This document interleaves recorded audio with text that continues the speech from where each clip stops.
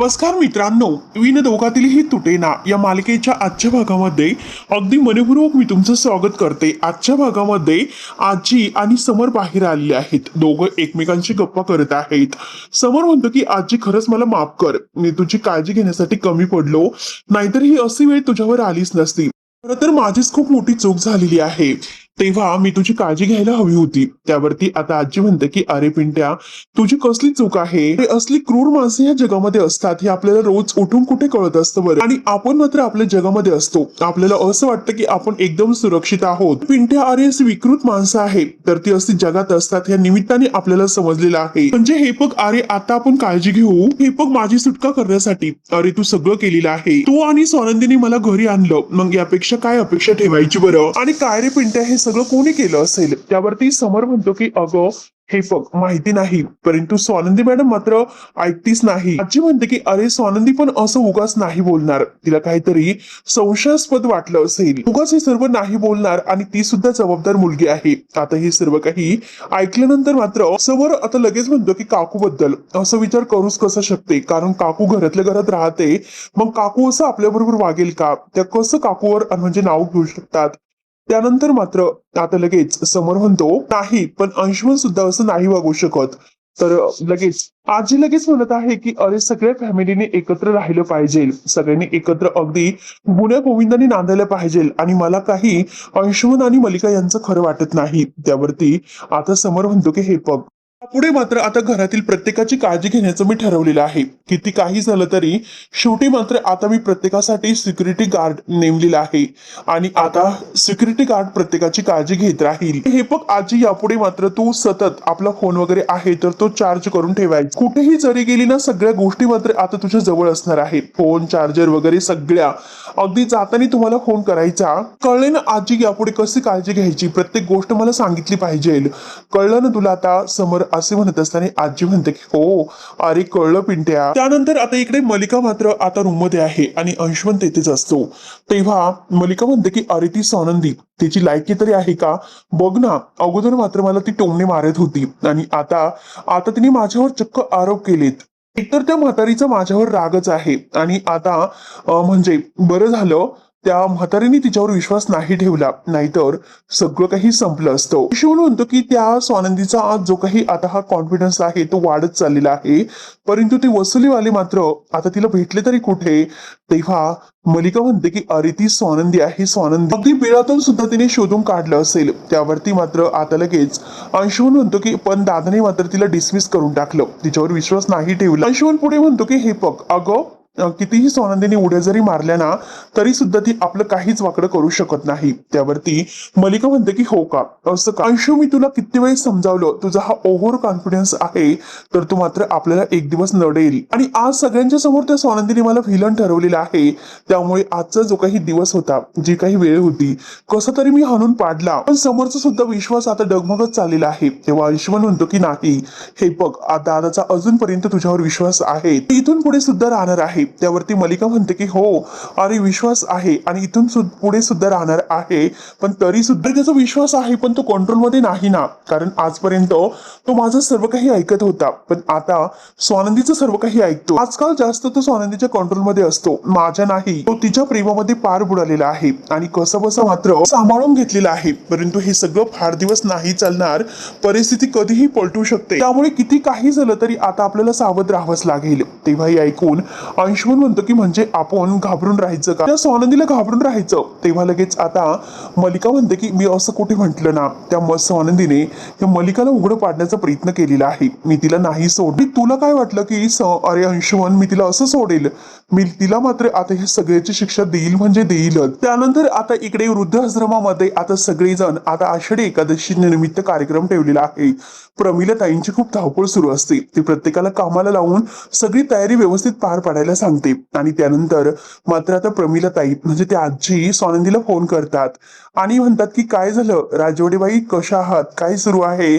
त्यावरती आता स्वानंदी हसते आणि म्हणते की काय झालं प्रमिला आजी, तुम्ही कसे आहात. तेव्हा आता आजी तिला म्हणते की अगं आषाढी एकादशीच्या पूजेची सगळी तयारी सुरू आहे आणि तुला यायचं आहे, लक्षात आहे ना तुझ्या. तेव्हा लगेच स्वानंदी म्हणते की अर्थात मी तर येणारच आहे, पण लवकरात लवकर सांगा की मी काय काय घेऊन येऊ. तेव्हा आजी म्हणते की अगं हे बघ तू माहेर वाशिन आहे, तुला काही घेऊन यायचं नाही म्हणून, हे बघ तू फक्त यायचं आहे आणि आमच्याकडून गोड कौतुक आणि लाड करून घ्यायचे आहे. तेव्हा स्वानंदी खुशच म्हणते की हो ते तर मी घेणार आहेच, ते पण मात्र हक्काने. आणि तुम्ही जर मला हक्काने म्हणत असतात की मी माहेर वाशिन आहे तर मात्र आता हक्काने मात्र माझ्याकडून आता सगळं काही फराळ वगैरे घ्यायचं आहे आणि मी फराळाचं काम करेल. सगळं काही फराळ मी घेऊन येते, ती जबाबदारी माझी असेल, तुम्ही नाही म्हणायचं नाही. त्यावरती मात्र आता लगेच आजी म्हणतात की ठीक आहे अण्णा तू, आणि तुझ्या फराळाला आम्ही नाही कसं म्हणायचं आणि नक्की यायचं, सहकुटुंब सहपरिवार यायचं.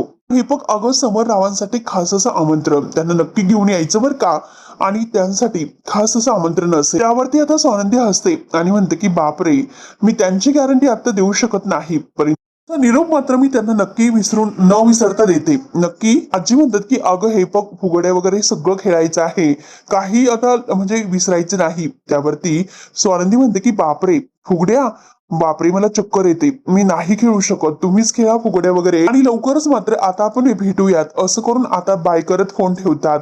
आणि त्यानंतर आता इकडे अंशुमन आणि मलिका दोघंही आपल्या रूम मध्ये आलेले आहेत. मलिका जरा टेन्शन मध्ये विचार करत असताना अंशुमन बघतो आणि विचारतो की मॉम अगं कसला विचार करत आहे तू.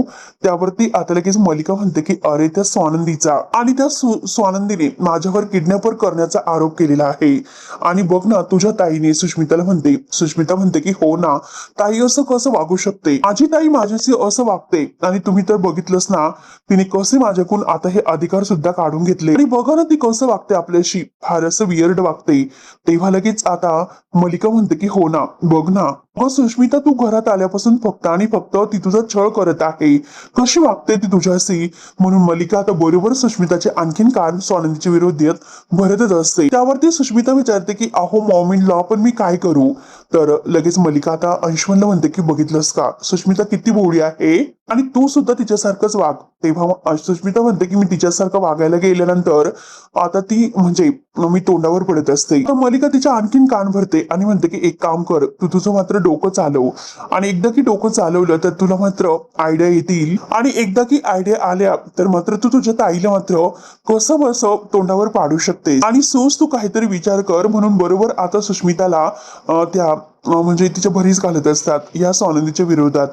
तेव्हा लगेच आता सुष्मिता म्हणते की हो ना काकू म्हणजे मॉमीनला तुम्ही एकदम बरोबर बोलतात, मला काहीतरी ताईच्या विरोधात करावं तर लागेल आणि ती तुमच्याशी आणि अंशी जरा आता विचित्र वागते, त्यामुळे खरंच मला खूप राग येतो. अंशुमन सुद्धा नाटक करत म्हणतो की हो ना राग तर मला सुद्धा येतो आणि मी जर काही बोलायला गेलो तर तुझी ताई माझ्याशी किती रूडली वागते आणि अगं हे बघ तू स्वतः हे सर्व बघितलेलं आहे ना, आणि जर काही आता आपण बोलायला गेलो तर दादा लगेच माझ्यावर ओरडतो, त्यामुळे स्वीट तूच काहीतरी करू शकते. त्यावरती आता सुष्मिता म्हणते की पण मी काय करायचं तेच मला नाही कळत. आणि तेवढ्यात मात्र सुष्मिता आता सगळं काही सांगायला सुरुवात करते, कारण ताईला जर उंचीवर नेलं तर तिला खूप घाबरट येत असते, भीती वाटत असते आणि जर तिला गोल गोल फिरवलं तर तेव्हा सुद्धा मात्र तिला चक्कर वगैरे येतात गोल गोल फिरवल्यानंतर. आपण मात्र तिच्यासोबत असं काहीतरी करू शकतो की मी तिच्याशी फुगडी खेळू शकते आणि फुगडी खेळता खेळता मात्र मी तिला इतकं फास्ट फिरवेल, इतकं फास्ट फिरवेल की ती चक्कर येऊन खाली पडेल. अंशुमन तर आता सुष्मिताची आयडिया ऐकून डोक्याला हात लावतो, पण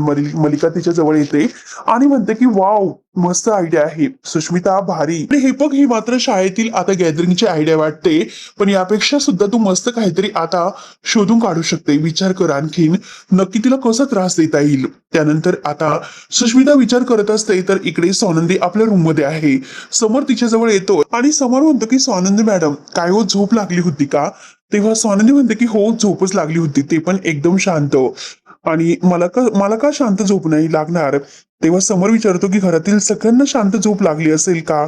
तर स्वानंदी म्हणते की ज्याच्या मनामध्ये गिल्ट नसतो ना, तर त्याला तर शांत झोप लागते. त्यावरती समर विचारतो की म्हणजे नक्की काय? मनामध्ये जर गिल्ट असेल तर शांत झोप लागत नसेल का? समर आता म्हणत असतो की हो ना, कारण इतके मोठे गुन्हे करून सुद्धा काही माणसांना झोप लागत नसते. मनामध्ये गिल्ट तर राहतं. त्यावरती आता स्वानंदी म्हणते की हो, किती काही झालं तरी आता जो गुन्हा आपण केलेला आहे, जी चूक केलेली आहे, त्याचं गिल्ट मात्र आपल्या मनामध्ये राहतच असतं. आता हे सर्व काही ऐकल्यानंतर समर म्हणतो की म्हणजे तुम्ही कदाचित आता काकू आणि अंशुमन या दोघांबद्दल बोलतात, त्यांना झोप लागली नसेल का?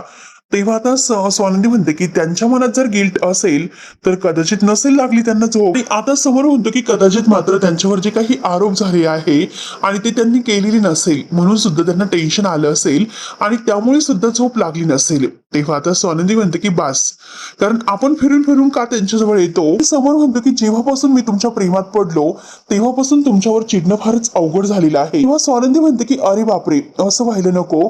ज्या माणसावर आपण आता खरंच प्रेम करतो तर त्याच्यावर हक्काने चिडता सुद्धा आलं पाहिजे. आणि तुम्ही माझ्यावर खरंच चिडलेले आहात ना, असं स्वानंदी विचारते. त्यावरती समर म्हणतो की अगदीच नाही, परंतु थोडंसं वाईट मात्र वाटलं आणि थोडंसं वाटलंच. तेव्हा आता लगेच स्वानंदी म्हणते की अरे बापरे, आणि ती सॉरी म्हणते. तर समोर म्हणतो की हे बघा, तुम्ही मला सॉरी म्हणू नका, पण माझ्यापेक्षा काकू जास्त हर्ट झालेली आहे.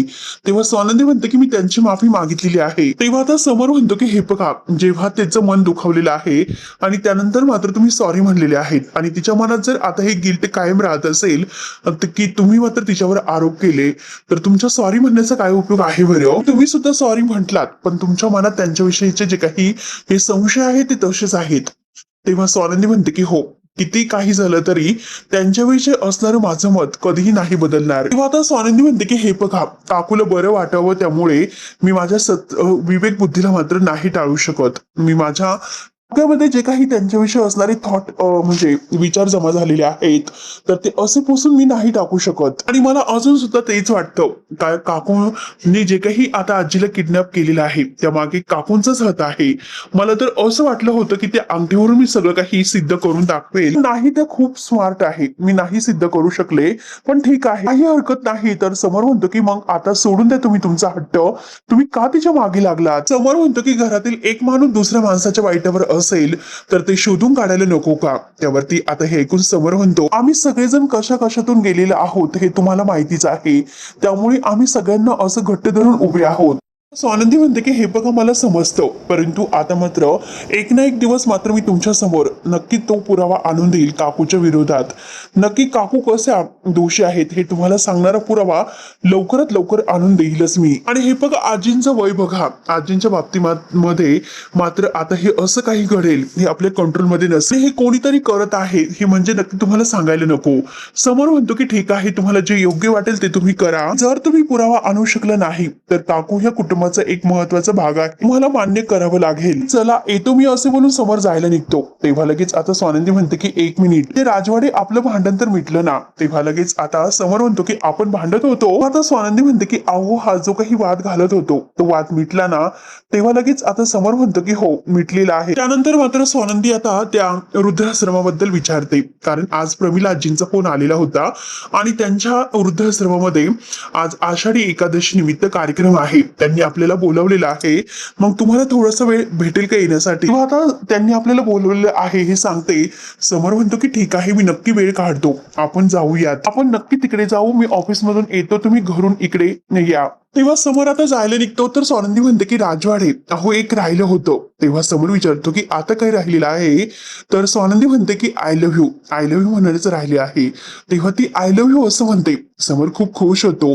समोर सुद्धा आय लव्ह यू टू असं म्हणतो आणि तो मात्र आता खुश होत कामावर निघून जातो. स्वानंदी सुद्धा खूप खूप खुश होत हे सर्व पाहतच. त्यानंतर मात्र आता इकडे ह्या वृद्धाश्रमामध्ये आषाढी कार्यक्रम अगदी छान त्याची सजावट वगैरे केलेली आहे, सगळी तयारी झालेली असते. सुष्मिता, मलिका, ऐश्वन आणि आता ही स्वानंदी खूप छान तयार होऊन तेथे आलेली आहेत आणि आता सगळेजण मात्र खूप खुश झालेले आहेत. तर आता प्रमिला आजी विचारते की काय झालं अगं नंदू, जावे बापू नाही आलेत का? त्यावरती स्वानंदी खुशच म्हणते की ऍक्च्युली मी त्यांना सांगितलेलं आहे आणि ते येणार सुद्धा आहे. त्यावरती प्रमिला आजी म्हणते की हो ना नक्की, अगं सगळेजण वाट बघतात. तेवढ्यात मात्र आता सगळेजण विचारतात की हो हो हो कुठे आहे आमचे जावई? आणि तेवढ्यात मात्र आता समर म्हणतो की मी आलो आहे इकडे. आणि समररावांना बघून सगळेजण खूप खुश होतात आणि या या समरराव, आम्ही सगळेजण तुमची वाटच बघत होतो, म्हणून अगदी समरचं स्वागत करतात. आणि त्यानंतर आता पुंडलिक वरदेव हरिविठ्ठल श्री ज्ञानदेव तुकाराम आणि आता एकमेकांना सगळेजण आषाढी एकादशीच्या खूप खूप शुभेच्छा देतात. समोर सुद्धा सगळ्यांना देतो. त्यानंतर आता पूजा वगैरे होते आणि सगळेजण आरती वगैरे करून आता सगळेजण एकमेकांबरोबर फुगड्या वगैरे वगैरे खेळत आहे. आणि तेवढ्यात मात्र आता लगेच ही मलिका सुष्मिताला म्हणते की अगं तुला तर माहितीच आहे ना, स्वानंदीला मात्र आता कसा त्रास द्यायचा, तिला चक्कर येऊन खाली पाडायचं, कारण तिला फुगडी आता गोल गोल फिरल्यानंतर त्रास येतो. त्यामुळे तू जा आणि तिच्या सोबत मात्र आता मस्त फुगड्या खेळ. तेव्हा आता सुष्मिता लगेच खुशच म्हणते की हो नक्कीच. तो मलिका खुशून हसत असते. तर शेवटी हा भाग येथे संपतो.